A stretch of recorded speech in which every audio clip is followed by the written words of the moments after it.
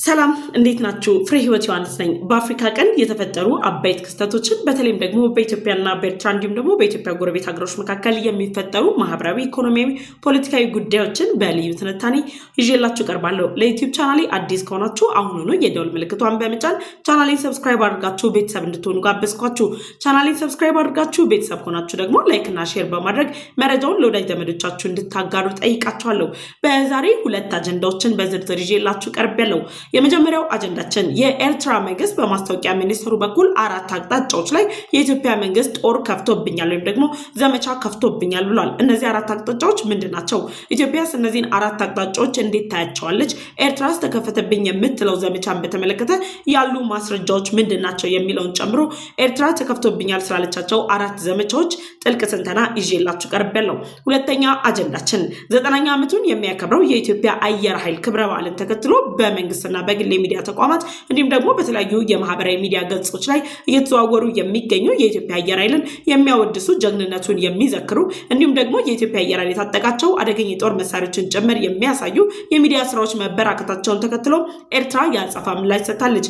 የኤርትራ አየር ኃይል ከረጅም ጊዜ በፊት የታጠቀውን የጦር ጀትን እና ሌሎችም ደግሞ መረጃዎችን አሁን ላይ በምስል እያስዳገፈ በተለያዩ የማህበራዊ ሚዲያ ገጾች ላይ ማጋራት ጀምሯል። ስለዚህም እንቅስቃሴ አዲስ መረጃዎችን ይዤላችሁ ቀርባለሁ። በእነዚህ ሁለት አበይት ጉዳዮች ላይ አብረን ቆይታ እናደርጋለን። ለዩቲዩብ ቻናሌ አዲስ ከሆናችሁ አሁኑኑ የደወል ምልክቷን በመጫን ቻናሌን ሰብስክራይብ አድርጋችሁ ቤተሰብ እንድትሆኑ ጋበዝኳችሁ። ቻናሌን ሰብስክራይብ አድርጋችሁ ቤተሰብ ከሆናችሁ ደግሞ ላይክና ሼር በማድረግ ለወዳጅ ዘመዶቻችሁ እንድታጋሩ ጠይቃችኋለሁ። አብራችን ቆዩ። ወደ አጀንዳዎቹ ተሻገር። የኤርትራ መንግስት ኢትዮጵያ በአራት አቅጣጫዎች አዲስ ዘመቻን ጀምራብኛለች የሚል አቤቱታ በማስታወቂያ ሚኒስተሩ አቶ የማነ ገብረ መስቀል በኩል ይፋ አውጥቷል። የኤርትራ መንግስት የኢትዮጵያ የቀይ ባህር ጥያቄ ከተነሳበት ጊዜ ጀምሮ በኢትዮጵያ ላይ ተደጋጋሚ ክሶችን ቢያቀርብም የኢትዮጵያ መንግስት ግን በይፋ ለክሶቹ ምላሽ የሰጠባቸው ጥቂት የሚባሉ ጊዜያት ብቻ ናቸው። ታዲያ አሁንም የኢትዮጵያ መንግስት በዓለም አቀፉ ማህበረሰብ ኤርትራ ላይ ተጽዕኖ እንዲያሳድር ጥሪ ካቀረበ በኋላ የተለያዩ ዲፕሎማሲ ስራዎች ተጠናክረው እየተሰሩ ባሉበት በዚህ ወቅት ላይ የኤርትራ መንግስት ኢትዮጵያ አራት ዘመቻዎችን ከፍታብኛለች የሚል አቤቱታውን በማስታወቂያ ሚኒስተሩ አቶ የማነ ገብረ መስቀል በኩል አቅርቧል። አቶ የማነ ገብረ መስቀል በኦፊሻል የኤክስ ገጻቸው ላይ ይዘውት በወጡት ዘገባ መሰረት አራት ኢትዮጵያ የከፈተችው ዘመቻዎች የሚሉ በቅደም ተከተል አስቀምጠዋል። የመጀመሪያው ብለው ያስቀመጡት ኢትዮጵያ ህዝባዊ ድጋፍን ለማግኘት የምታደርገው ጥረት ነው። ህዝባዊ ድጋፍን ለማግኘት በምታደርገው ጥረት ላይ የመንግስትና የግል ሚዲያዎችን በመጠቀም ጭምር የቀይ ባህር ጥያቄን የተመለከቱ ዘገባዎችን በመስራት የተለያዩ ቀስቀሳዎችን እያደረገች ህዝቡ ቀይ ባህርን አጀንዳው እንዲያደርግ ከፍተኛ ጥረት እያደረገች ትገኛለች የሚል አቤቱታን አቅርበዋል። ይህ ደግሞ ለኤርትራ መንግስት ባለስልጣናት መላው ኢትዮጵያውያን የቀይ ባህር ጥያቄን የጋራ ጥያቄያችን ነው በማለት የጀመሩት እንቅስቃሴ እንቅልፍ እንደነሳቸው ጭምር የተለያዩ የመረጃ ምንጮች ሲገልጹ ቆይተዋል። የኤርትራ መንግስት በተደጋጋሚ ኢትዮጵያ አሁን ላይ እያነሳች ያለችው የቀይ ባህር ጥያቄ የኢትዮጵያ ጥያቄ ሳይሆን ኢትዮጵያ ለ3 አስርተ ዓመታት በላይ በቀይ ባህር ጉዳይ ላይ ዝም ካለች በኋላ አሁን ላይ የቀይ ባህርን ጉዳይ አጀንዳ አድርጋ ይዛ የመጣችው የተባበሩት አረብ ኤምሬት በቀይ ባህር ዳርቻ ላይ ኢትዮጵያን በመጠቀም የጦር ቤዟን ለመገንባት ካላት ፍላጎት የተነሳ መሆኑን በመጥቀስ ጭምር የቀይ ባህር አጀንዳ የተባበሩት አረብ ኤምሬት አጀንዳ እንደሆነ በተለያዩ አማራጮች ሲገልጹ ቆይተዋል። ታዲያ ኢትዮጵያ በቀይ ባህር ላይ ያነሳች ያለችውን ጥያቄ አሁንም ሳትቀይር ከተነሳበት ጊዜ ጀምሮ አጠናክራ መቀጠሏን ተከትሎ የኢትዮጵያ መንግስት እያደረገ ባለው እንቅስቃሴ በኤርትራ ላይ የመጀመሪያ ዘመቻ ብሎ የከፈተው ህዝብን የመቀስቀስና ህዝቡ ከኤርትራ ጋር በቀይ ባህር ጥያቄ ምክንያት አለመግባባት ውስጥ እንዲገባ ወይም ደግሞ የኢትዮጵያ ህዝብ የአሰብ ወደብን ጥያቄ እንዲያነሳ የቀይ ባህር ባርበር መግቢያ ያስፈልገኛል የሚል ጥያቄዎችን የኢትዮጵያ ህዝብ እንዲያነሳ ጭምር መንግስት እየቀሰቀሰ ነው ያለው ብለዋል። በተደጋጋሚ በመንግስት ሚዲያዎችም በግል ሚዲያዎች ላይ ከቀይ ባህር ጋር ተያይዞ የሚወጡ የተለያዩ መግለጫዎች አሉ። እነዚህ መግለጫዎች ሁሉ የኢትዮጵያ መንግስት አዲስ የከፈተው ዘመቻ ህዝባዊ ንቅናቄን ለማጠናከርና ህዝቡ በቀይ ባህር ላይ ተመሳሳይ አቋም እንዳለው ለማስመሰል የተደረገ ዘመቻ ነው በማለት ያስቀምጣሉ። እውነታውን ስናየው የኢትዮጵያ መንግስት በነገራችን ላይ ባለፉት 1-2 ዓመታት የኤርትራ መንግስት ባለስልጣናት ሲሉ የነበሩት የኢትዮጵያ ህዝብ የቀይ ባህር ጥያቄን አላነሳም፣ የቀይ ባህር ጥያቄ የብልጽግና ፓርቲ ወይም ደግሞ የተባበሩት አረብ ኤምሬት ጥያቄ ነው፣ በዛ ላይ ደግሞ የዚህ መሪ ተዋናይ የሆነው ደግሞ ጠቅላይ ሚኒስትር ዶክተር አብይ አህመድ ነው በሚል ደረጃ ሲያነሱ ነበር። ነገር ግን ባለፉት 2 ዓመታት መላው ኢትዮጵያውያን ቀይ ባህር ለኢትዮጵያ መሰረታዊ ነገር መሆኑን መረዳታችንን ተከትሎ ለባህር በር ያለን ግንዛቤ እየጨመረ መምጣቱን ተከትሎ በተለያዩ በግልና በመንግስታዊ በሆኑ ተቋማት ጭምር ጨምሮ በማህበራዊ ድረገጾች ላይ ስለ ቀይ ባህር ኢትዮጵያ ሕዝብ ያለው ግንዛቤ እያደገ በመምጣቱ ምክንያት መላው ኢትዮጵያውያን የጋራ ጥያቄያችን አድርገን ቀይ ባህርን ማንሳታችን ለኤርትራ መንግስት ባለስልጣናት የኢትዮጵያ መንግስት ኤርትራን ለማሸነፍና ኤርትራ በቀይ ባህር ላይ እያደረገች ያለችውን እንቅስቃሴ በመግታት ኢትዮጵያ በቀይ ባህር ላይ ጉልህ ሚና እንድትጫወት ለማድረግ ህዝባዊ ንቅናቄን ለማድረግ የሄደበት ርቀት ነው በማለት ደረጃ ነው እንግዲህ እያነሱት የሚገኙት። በነገራችን ላይ የኢትዮጵያ መንግስት እስካሁን ድረስ በይፋ ከኤርትራ ጋር ወደ ጦርነት እንገባለን የሚል መግለጫ አልሰጠም። ኤርትራ በተቃራኒው ኢትዮጵያ ልትወረን ነው፣ ኢትዮጵያ እኛ ላይ የሉዓላዊ ሀገርነት ጉዳያችንን ጥያቄ ምልክት ውስጥ ልትከተው ነው።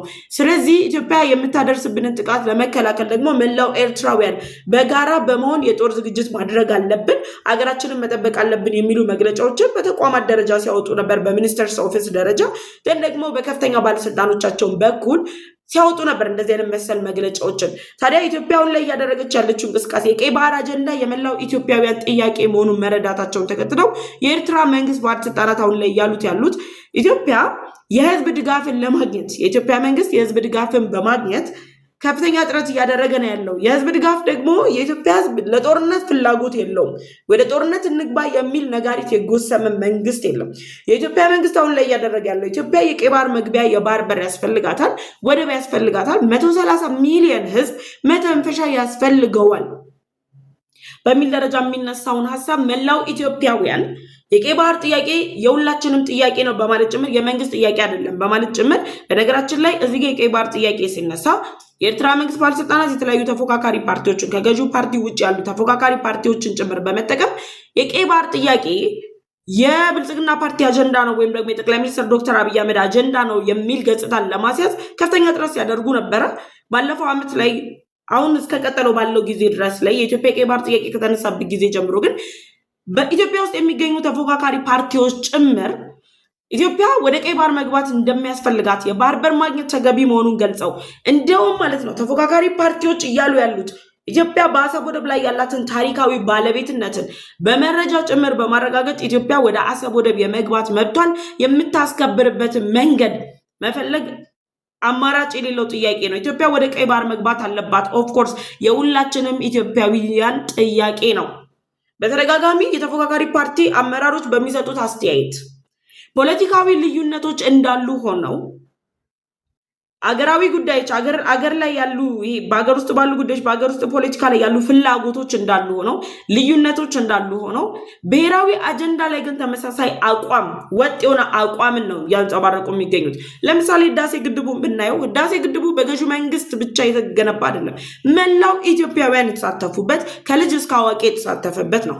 በዚህ ውስጥ ደግሞ መላው ኢትዮጵያውያን በሚለው ኮንቴክስት ውስጥ ደግሞ ተፎካካሪ ፓርቲዎች ሚናቸው እጅግ ጉልህ ነው። የኢትዮጵያ ተፎካካሪ ፓርቲዎች ህዳሴ ግድቡ ከግንባታው መጀመር ጨምሮ እስከሚጠናቀቅ ድረስ የራሳቸውን የሆነ ኮንትሪቢዩሽን አበርክተዋል።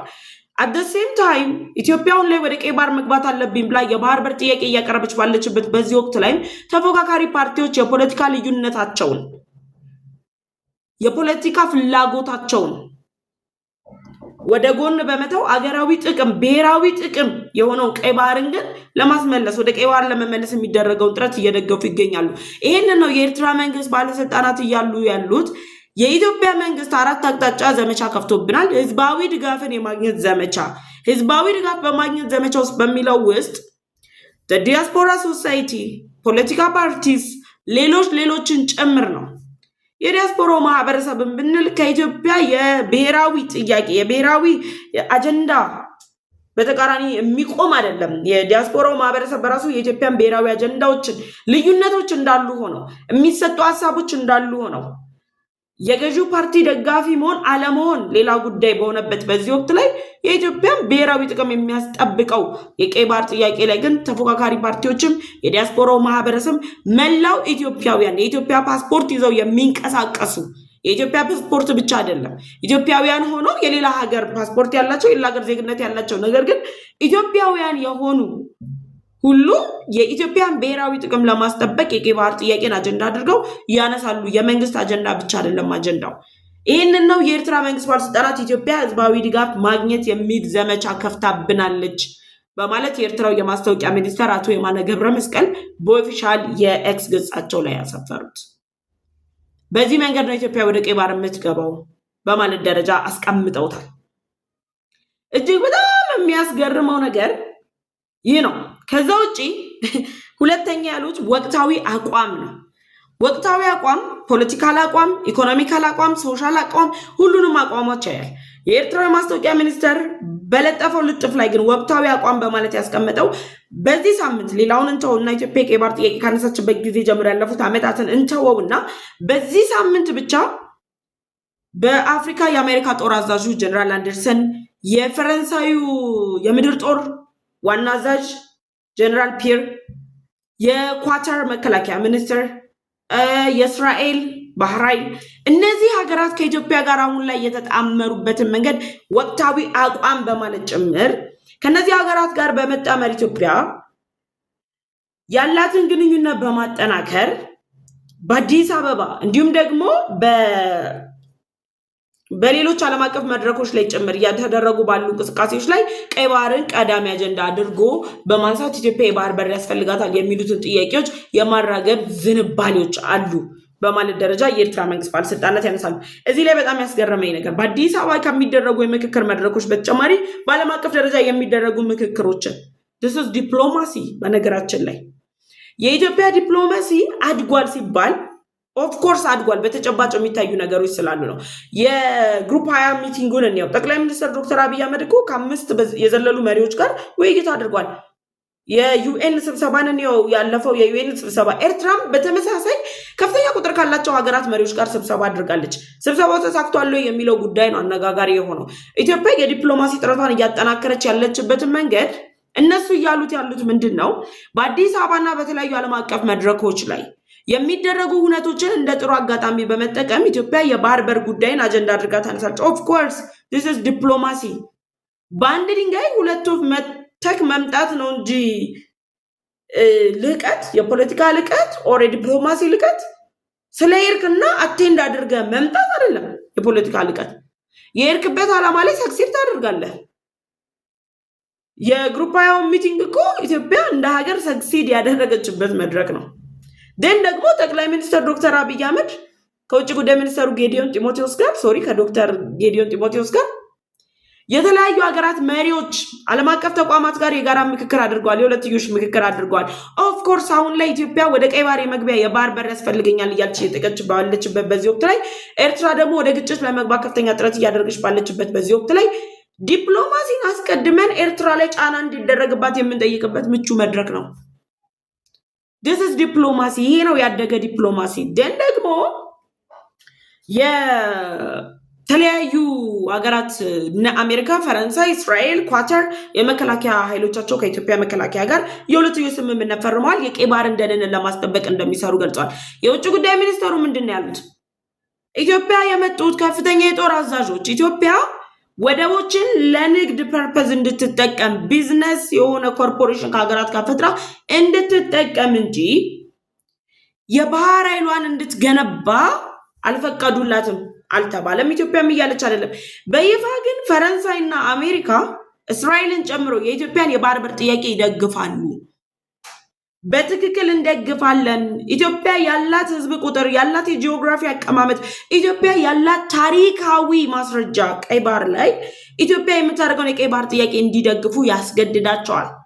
ያ ብቻ አይደለም። ኢትዮጵያ በቀይ ባህር ላይ ስትራቴጂካዊ ቦታ ነች። በአፍሪካ ቀንድ ላይ አሁን ላይ የሁለትዮሽ ግንኙነት መስርተው እንደጋ ያልነታችንን እንገንባ ካሉ the only way ወይም ደግሞ ያለችው ሀገር አፍሪካ ቀንድ ላይ ያለችው ሀገር ብትጠጋት ማታሳፍር የሆነ አብራት ኮርፖሬት ብታደርግ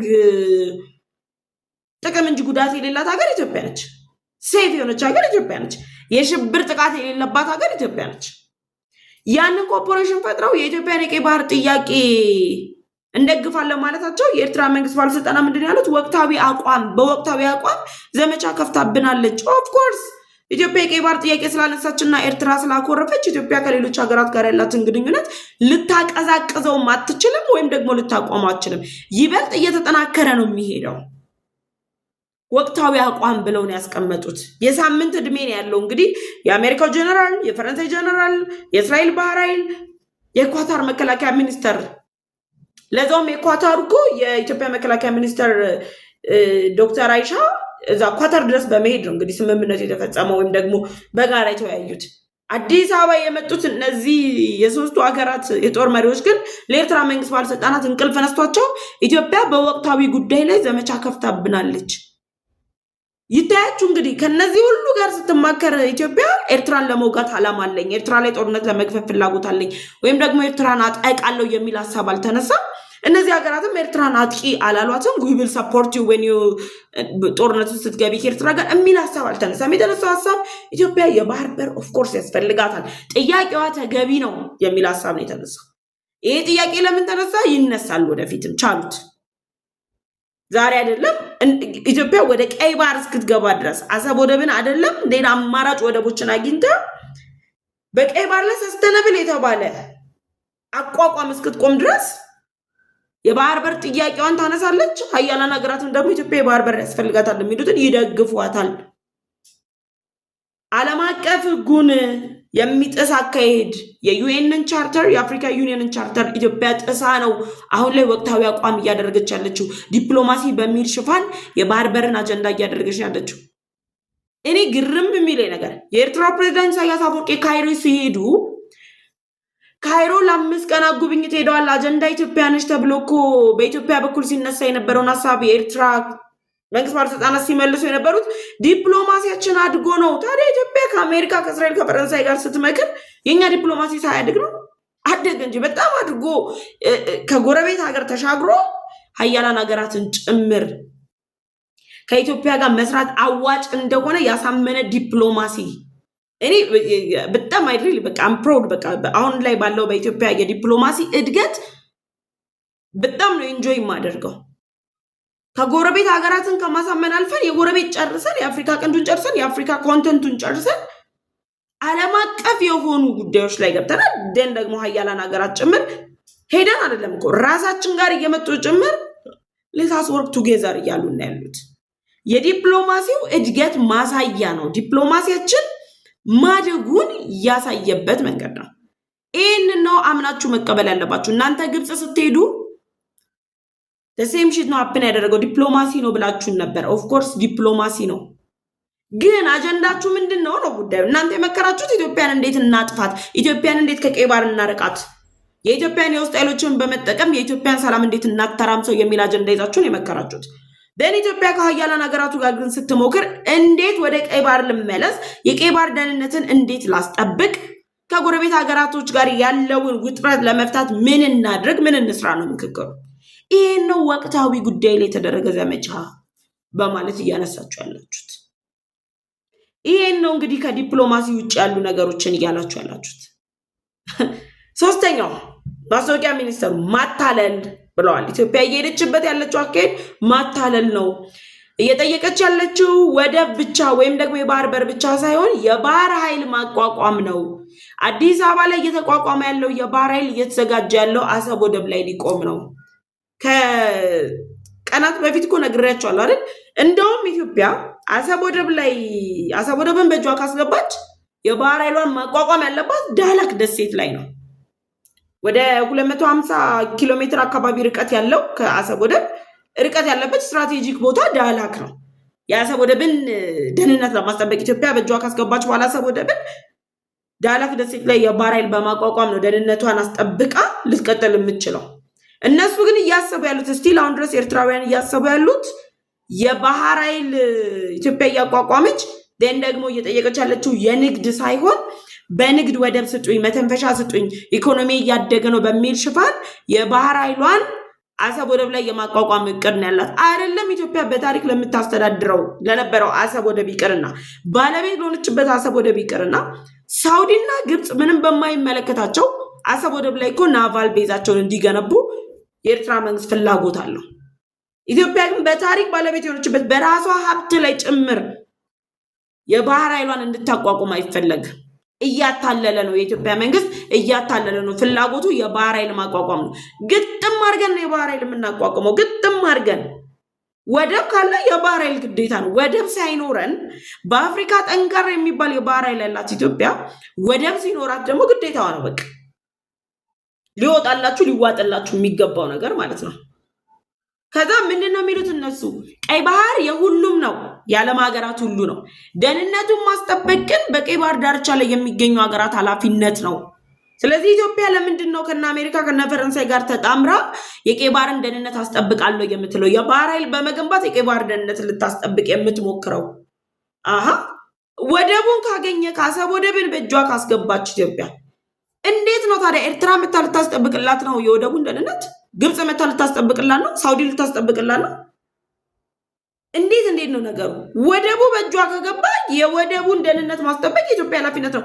ባህር ኃይሏን ታቋቁማለች። አሁን ላይ ግን ኢትዮጵያ እየጠየቀች ያለችው የባህር ኃይል አይደለም።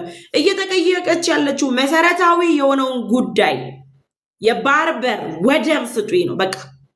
ከዛ በኋላ የባህር ኃይሉን የምናወራው ነው የሚሆነው። መጀመሪያ የኤርትራው ፕሬዚዳንት ኢሳያስ አፈወርቂና ዶክተር አብይ አህመድ ሲያወሩ እኮ እኔ አስታውሳለሁ። በቦታው አልነበርኩም፣ በቴሌቪዥን ግን አስታውሳለሁ፣ አይቻለሁ። እኔና ኢሱ የምንጋራው አሰብ ወደብን ነው ሲል ዶክተር አብይ አህመድ ኢሳያስ አፈወርቂ አጨብጭቧል። አይ ተሳስቶ ሊሆን ይችላል ብላችሁ ደግማችሁት ቪዲዮን ሁለት ያጨብጭቧል። ደገመው እኮ ጠቅላይ ሚኒስትር ዶክተር አብይ አህመድ ይህን ሀሳብ ደግመዋለሁ ብሎ ሲደግመው አጨብጭቧል። ሳይገባው አይደለም ገብቶት ነው ያጨበጨበው። የአሰብ ወደብን ኢትዮጵያ የመጋራት መብት እንዳላት ጭምር ስለሚያውቁ ነው። ሰው ምንድነው ኢትዮጵያ ያታለለችው? እየጠየቀች ያለችው የባህር በርና ወደብ ነው። ደን ደግሞ ወደብና የባህር በር ካገኘች በኋላ ደግሞ የባህር ኃይሉን ግጥም አድርገን ነው የምናቋቁመው። አሁን ላይ ባህር በር ሳይኖረን እኮ ነው ጠንካራ የተባለ የባህር ኃይል ያቋቋም ነው። ፈረንሳይ እየደገፈች ነው፣ እስራኤል እየደገፈች ነው። ኦፍኮርስ ይደግፋሉ። ገና ሁሉም አያሌ ሀገራት የኢትዮጵያን ባህር ኃይል ይደግፋሉ። ወሳኝ ቁልፍ ስትራቴጂ ከመሆን በተጨማሪ ኢትዮጵያ በሽብር ላይ ያላትን የማይናወጥ አቋም የተረዱ ሀገራት ናቸው። የማይቀየር የማይናወጥ በሁኔታ ያልተቀየረ አቋም በሽብር ላይ ያላት ኢትዮጵያ ነች። ውስጡን ለአማርኛ ይጠፋብኛል። ይሄ ላይክ ኤርትራ እኮ በቀይ ባህር ዳርቻ ላይ ደሴቶቹ ላይ ምን እንደምታረግ የተለያዩ መረጃዎች እኮ ይወጣሉ። አሜሪካ እኮ ኤርትራን አምናት የጦር ቤዟን አትገነባም። ሁሉም ሀገራት አምነው አይገነቡም። ኢትዮጵያን ግን ያምኗታል። ደን አሰብ ወደብን ስታገኝ የባህር በር ስታገኝ የባህር ኃይሏን ታቋቁማለች። አላታለልን።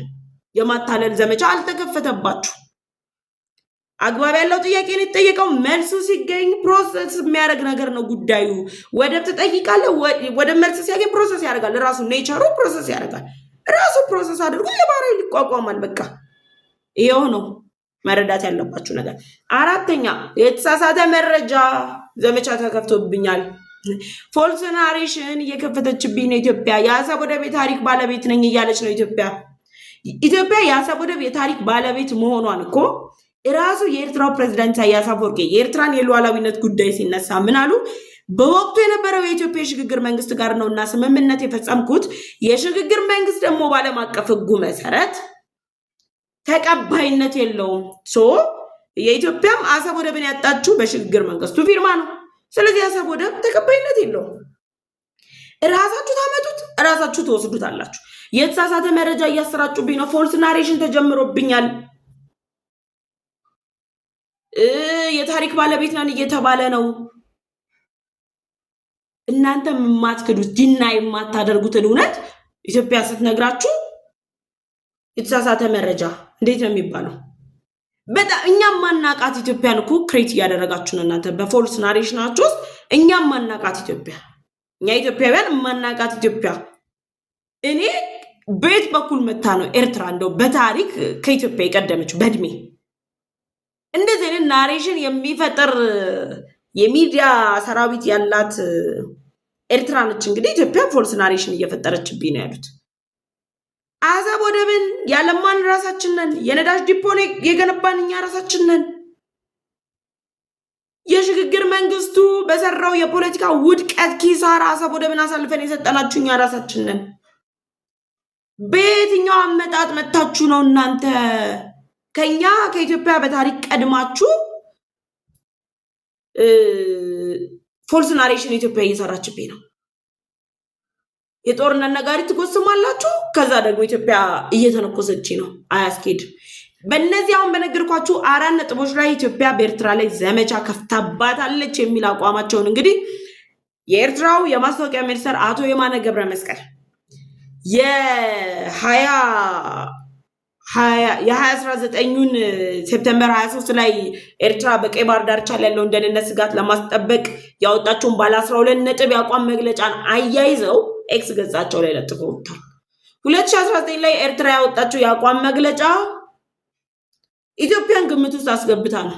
ምክንያቱም ኢትዮጵያ ያጣችውን የባህር በርና ወደብ እንደምትጠይቅ ስለተረዱ ኢትዮጵያን ግምት ውስጥ ያስገባ ባለ 12 ነጥብ የአቋም መግለጫ ወጣ ነበር። እሱን የአቋም መግለጫ አታች አድርገው በእነዚህ በአራት መንገዶች ኢትዮጵያ ዘመቻ ከፍታብኛለች እና ኤርትራ እየተከላከልኩ ነው፣ የመከላከል ስራ ላይ ተጠምጃለሁ ነው እያለች ያለችው።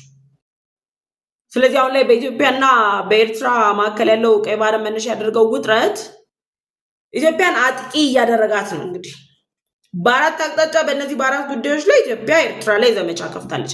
እሱን እየተከላከልኩ ነው ያለሁት፣ ቢዚ ሆኛለሁ፣ እየተከላከልኩ ባለኝ ጊዜ አብቃቅቼ ነው ከግብፅና ከሱዳን ጋር ሄድኩ ኢትዮጵያን ከቀይ ባህር ለማራቅ የምመክረው ነው የምትላችሁ ኤርትራ እያለች ያለችው። ብላክ ኤንድ ዋይት በሆነው ኮንቴክስት ደግሞ ስናየው ኤርትራ ቢዚ አይደለች። ቢዚ የሆነችው ኢትዮጵያን ከቀይ ባህር እንዴት አድርጌ ላርቃት በሚል የወጥመድ ስራ ነው። የኤርትራ የማስታወቂያ ሚኒስቴር በእነዚህ 4 ነጥቦች ላይ ኢትዮጵያ የጦር ዘመቻ ከፍታብኛለች፣ እሱን እየተከላከልኩ ነው ብለዋል። በነገራችን ላይ በይፋ እንደገለጹት እሳቸው የኢትዮጵያ ሚዲያ ተቋማት ከፍተኛ ባለስልጣናት ስፔሻሊ የውጭ ጉዳይ ሚኒስትር ዶክተር ጌዲዮን ጢሞቴዎስን ጨምሮ የውጭ ጉዳይ ቢሮ፣ ሌሎች ተቋማት የሶሻል ሚዲያው የሚንቀሳቀሱ ኢትዮጵያውያንን ጭምር እንዳልቻሏቸው ነው። በዚህ ኢምፕሊኬት የሚያሳየው ነው አለመቻላቸውን፣ በቃ መቋቋም እንዳቃታቸው ነው። በዚህ ደረጃ ነው ኢትዮጵያ ላይ ያላቸውን አቋም እየገለጹ ያሉት። እንግዲህ 4ቱ ዘመቻ የተከፈተብን ያሉበት አካሄድም ይሄ ነው። በዚህ ጉዳይ ላይ ሀሳብ አስተያየታችሁን ኮሜንት ሴክሽን ላይ አስቀምጡልኝ። ወደ ሁለተኛው አጀንዳችን እንሻገር። ይሄኛው ጉዳይ ላይ ከዚህ በላይ ማውራቱም ብዙም አስፈላጊ መስሎ ስላልታየኝ ወደ ሁለተኛው አጀንዳችን እንሻገር። ለዩቲዩብ ቻናሌ አዲስ ከሆናችሁ የደወል ምልክቷን ተጭናችሁ ቻናሌን ሰብስክራይብ አድርጉ። ላይክ እና ሼር በማድረግ ደግሞ መረጃውን ለሌሎች ለወዳጅ ዘመዶቻችሁ እንዲደርስ እንድጋብዙልኝ ጠይቃችኋለሁ። ወደ ሁለተኛው አጀንዳችን እንሻገር። ሁለተኛው አጀንዳችን የመላው ኢትዮጵያውያን ብሔራዊ ኩራት የሆነው የኢትዮጵያ አየር ኃይል 9ኛ ዓመት የምስረታ በዓሉን ሊያከብር መሆኑን ተከትሎ በሰሞኑ በመንግስት የሚዲያ አውታሮች፣ በግል የሚዲያ አውታሮች እንዲሁም ደግሞ የተለያየ ሶሻል ሚዲያ ማህበራዊ ድረገጾች ጭምር የኢትዮጵያን አየር ኃይል የሚያሞግሱ የኢትዮጵያ አየር ኃይል የታጠቃቸውን የጦር መሳሪያዎችን ጨምሮ የተለያዩ መረጃዎች ስለ ኢትዮጵያ አየር ኃይል እየተሰራጨ ይገኛል። የኢትዮጵያ አየር ኃይል የ9ኛ ዓመት የክብረ በዓሉን ሊያከብር መሆኑን ተከትሎ ነው የኤርትራ መንግስት ባለስልጣናትና የኤርትራ የሚዲያ ሰራዊቶች ይህንን እንቅስቃሴ ኢንተርፕሬት ያደረጉት ኢትዮጵያ በአየር ኃይል በኩል እየተንቀሳቀስኩ ነው እያለቻቸው እንደሆነ አድርገው ኢንተርፕሬት አድርገውታል። ኦፍኮርስ የኢትዮጵያ አየር ኃይል የታጠቃቸውን የጦር መሳሪያዎችን ደግሞ የኢትዮጵያ አየር ኃይል ዝግጁነትን ሲታይ የኢትዮጵያ ጠላቶች በሙሉ እንደሚደናገጡ የታወቀ ነው። ግን ደግሞ የኤርትራን የሚዲያ አካላት የሚያነቃንቅ አይነት ኢትዮጵያ አየር ኃይልን አዘጋጅቻለሁና ልወጋችሁ ነው የሚል አይነት መግለጫ አላወጣችም። ይህም ባላወጣችበት ሁኔታ ላይ ጥቂት የሚባሉ የጦር ኤርክራፍቶች፣ ጄቶች፣ ሄሊኮፕተርስ ያላት ኤርትራ በአየር ኃይሏ ውስጥ ያለውትን የጦር መሳሪያዎች ፎቶቸውን በማህበራዊ ድረገጾች ላይ ማጋራት ጀምረዋል። ኤርትራ የታጠቀችው የኤርትራን ጦር የሚያስከብረው ምናምን የሚሉ የኤርትራን አየር ኃይል ጀግንነት የሚነዙ አይነት ጽሁፎችን ጭምር በማድረግ የጦር ጀቶቻቸውን ማስተዋወቅ ጀምረዋል። ከዚህ መካከል የሱ 27 የተባለውን የጦር ጀት ምስል ደግሞ በስፋት እያንቀሳቀሱት ይገኛሉ። በነገራችን ላይ የኢትዮጵያ አየር ኃይል 9ኛ ዓመት ክብረ በዓሉን ነው የሚያከብረው። የኤርትራ አየር ኃይል በተቃራኒው ከኢትዮጵያና ከኤርትራ ጋር በነበረው ግጭት ኤርትራ እንደ ሀገር ስትገነጠል ወይም ደግሞ የኤርትራ የመገንጠል ስምምነቱን ጊዜያዊ መንግስቱ ወይም ደግሞ የሽግግር መንግስቱ ከፈረመላቸው በኋላ ነው አየር ኃይል ያቋቋሙት። ላይክ በ1994 ነው የኤርትራን ኤርፎርስ የተቋቋመው። ሲቋቋም ጀምሮ የኤርትራ ኤርፎርስ በነገራችን ላይ የኢትዮጵያ አየር ኃይል በቦታው ላይ ጥሎት የወጣውን የጦር መሳሪያ ይዞ ነው የተቋቋመው። ያን የጦር መሳሪያ እንግዲህ እስቲል አሁን ድረስ አለ፣ በጦራቸው ውስጥ ይጠቀሙታል። ኢትዮጵያ በዛ ወቅት ስትጠቀመው የነበረውን የጦር መሳሪያ ይበልጥ አዘምነው አሁን ላይ ዓለማችን ላይ ያሉ ሀያላን ሀገራት የአየር ኃይላቸው የሚታጠቋቸውን የጦር መሳሪያዎች ጭምር ታጥቃለች። በራስ አቅም ድሮን ማምረት ተጀምሯል እኮ። የኢትዮጵያ አየር ኃይል በፈጠረው ዲፕሎማሲ በስጦታም ይሁን በግዢ መልክ አደገኛ የሚባሉ የጦር መሳሪያዎችን ጭምር በአየር ኃይሉ ላይ ታጥቋል። ታዲያ የኤርትራ አየር ኃይል ከኢትዮጵያ ከተገነጠለ በኋላ በ1994 ሲቋቋም በ1994 ላይ ከተመሰረተ በኋላ የኢትዮጵያን የጦር መሳሪያዎች ይዞ ነው የተመሰረተው። ደን ከተመሰረተ ከ4 ዓመት በኋላ ከ1998 እስከ 2000 ባለው ጊዜ ውስጥ ከኢትዮጵያ ጋር ደግሞ ኢትዮ ኤርትራ ጦርነት ውስጥ ገብተው ነበር።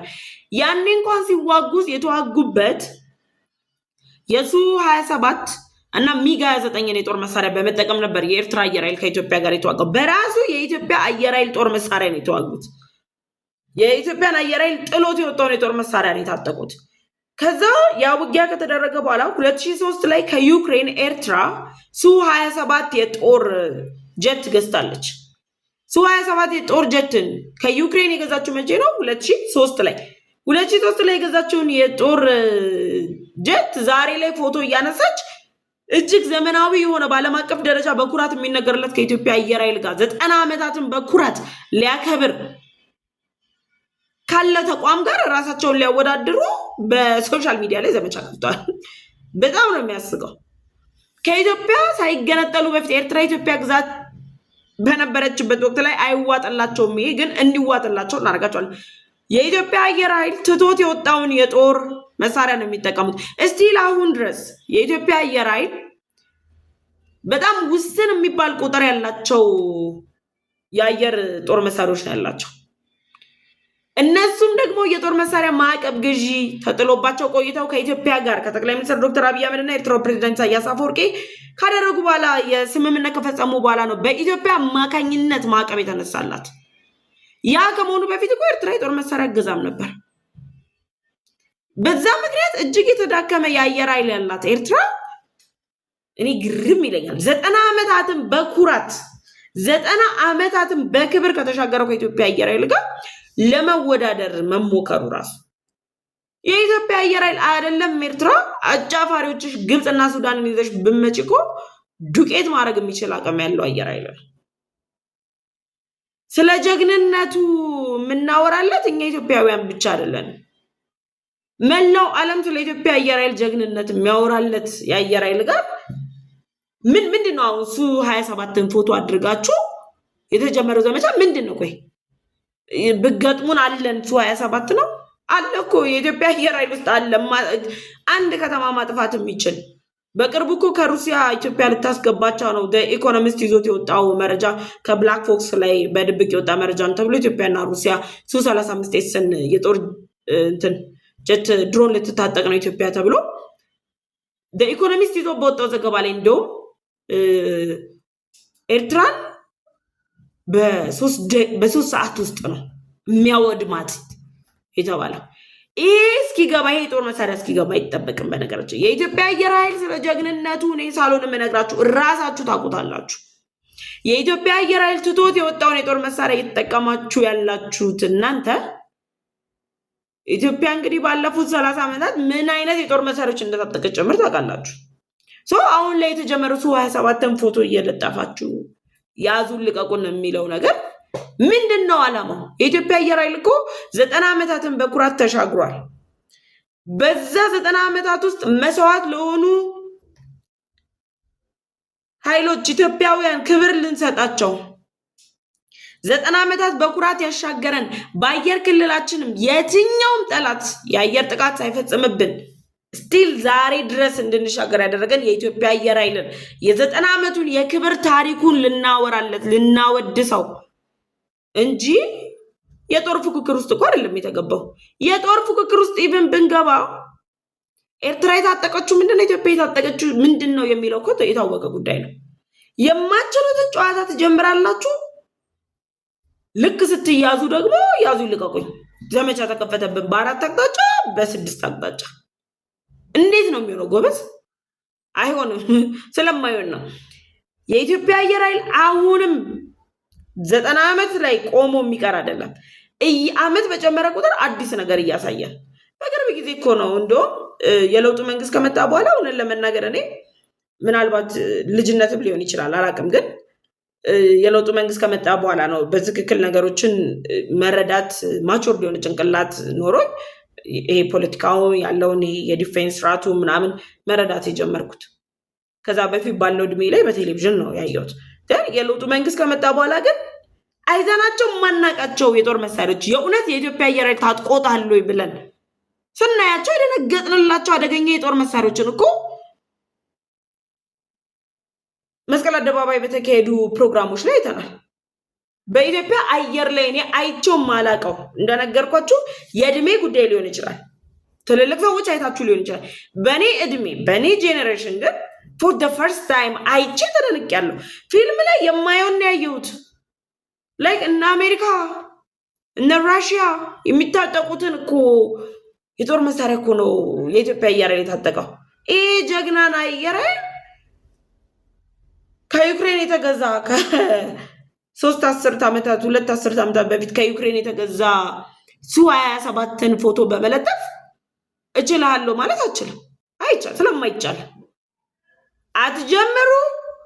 ከጀመራችሁ ደግሞ ጨርሱ። ጠቅላይ ሚኒስትሩ ምንድነው ያሉት? አንጀምርም፣ ከጀመርን ደግሞ ጠላታችንን አፈር ሳናለብስ አንመለስ። ዳስስት ይሄው ነው እውነታው። ስለዚህ በሰሞኑን የኢትዮጵያ አየር ኃይል እኔ በእውነት ክብር የሚገባው ተቋም ነው። የኢትዮጵያ ደህንነት የሚያስጠብቅ የትኛውም የመከላከያ ተቋም ክብር የሚገባው ተቋም ነው። የኢትዮጵያ አየር ኃይል ላለፉት 90 ዓመታት ላደረጋችሁት ለሰራችሁት ሁሉ ክብር ይገባችኋል።